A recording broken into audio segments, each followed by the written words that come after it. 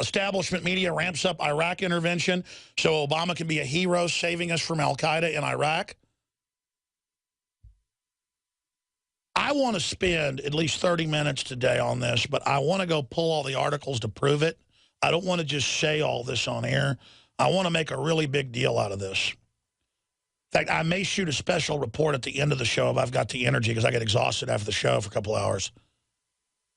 Because I know exactly what they're doing in Iraq, and I even predicted it, and I have all the proof that this is a 100% false flag. Even the media, in plain view, admits our government armed this al-Qaeda. And it's so staged that the fighters on the ground don't know it. I'm going to decompartmentalize all this. But the leadership knows, and they will be defeated by Obama in Baghdad.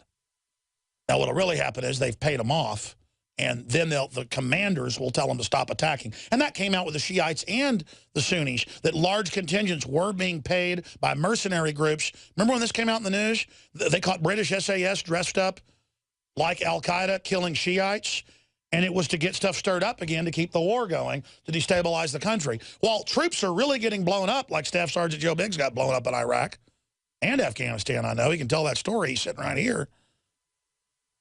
I mean, it's real people. One time I was on Opie and Anthony's show, or one of those shows on XM, and a guy called in. I know it was on that network, and a guy goes, "Don't you say al-Qaeda's fake? I was a truck driver contractor over there, and it went in my leg into my spine, and I can hardly work. I'll kick your ass, Jones, if I ever see you." And I could understand why the guy was mad, and it got to me because he was thinking I was saying he wasn't in a real war. Think of the guys who don't even have weapons driving along getting blown up. No, you're getting shot at. You're getting blown up. It's real. The al-Qaeda people are being protected and given the money and the weapons by the globalists. And they're doing it publicly, and it makes me angry, okay? It makes me mad. The public is so uninformed, they don't even know who the players are. Why do you think this show is incredibly popular with the military? Because they know I know what I'm talking about, folks. The military at least knows who the players are. The general public doesn't, so I'm going to get into that. Huge open border news, huge gun-grabbing news, huge spying news, huge Putin news. I mean, I've got to get to all this. It is just cuckoo land. Iraq is now, Baghdad, as we speak, is falling to al-Qaeda with convoys. Go to drudgereport.com. Convoys of brand new Mercedes and Jeeps and Toyota trucks with huge Wahhabist banners and bin Laden banners. That's what the most popular name to call your group is, a bin Laden brigade. That's what it translates into. The black flag of Saudi Arabia, folks. And they're just rolling in. This is a covert, like I told you, the whole Middle East, just like Lawrence of Arabia did 100 years ago, they are giving the entire Middle East to al-Qaeda. Syria, Libya, they're going to bring down Iraq and give it to al-Qaeda. Of course, Saudi Arabia was involved in 9/11. Who do we attack? Iraq, the secular government. Put al-Qaeda in charge. I'm going to cover it in detail after Krieger leaves us in about in the middle of the next hour. I'm just speechless right now. Biggs, I want to get your take on this before you talk about what happened to you last night when you went down to the Air Force Base, because Bergdahl was supposed to show up and what happened. It's interesting to show the effect, the press has on people. I mean, obviously reporters would want to be there for Bergdahl. Why would they act weird when you went there, to scope it out and to be open about it?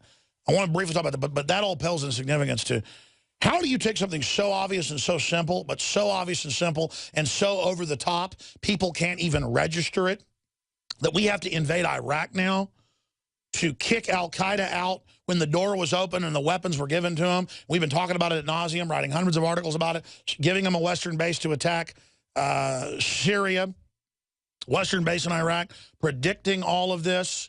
And now al-Qaeda is rounding up Shiites and others and other non-Muslims and just taking over Tikrit, executing people. I mean, you fought, I know, all over Iraq. What is this like for you to see this happening now? I mean, I was never for the war in the first place. Let's clarify that. But you know, the fact that a lot of Americans died for this, and now this is happening, it's like they died for nothing. And they keep saying, we're not going to have, you know, any more boots on ground, but you've got to have boots on the ground to coordinate those air attacks to hit those targets for your manned aircraft, not your predators, but, you know, something like that. So there's going to have to be boots on ground coming up. It's just going to happen. Well, there's already contractors there. But the point is the contractors have been there for 3 years arming al-Qaeda. This is NATO's al-Qaeda army to destabilize the Middle East. I've said it hundreds of times. That's the plan. Now they're doing it. And Obama is the savior fighting people. That was what Benghazi was about. Yeah, I just... How do you explain to people the globalists create the crisis to then be able to go in? How do you explain that to them? I don't think there's a way. I don't... It just pisses me off to see that we've gone through this much to try to get people out, and we're letting this fall all over again.